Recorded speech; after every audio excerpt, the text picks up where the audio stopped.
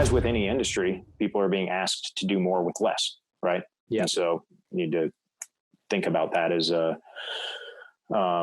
you continue to progress folks from these various different levels, and, increase the salaries and increase the cost base.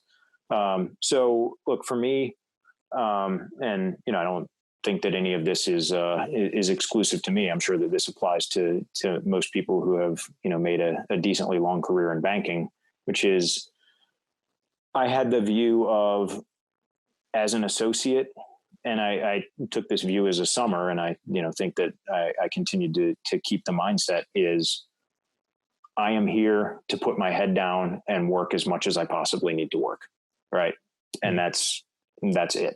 Right. And I can't say that that's right or wrong, because everybody has their own, everybody has their own views of what they want their, what they want their work life to be, and what they want their personal life to be, and what they want their work-life balance to be.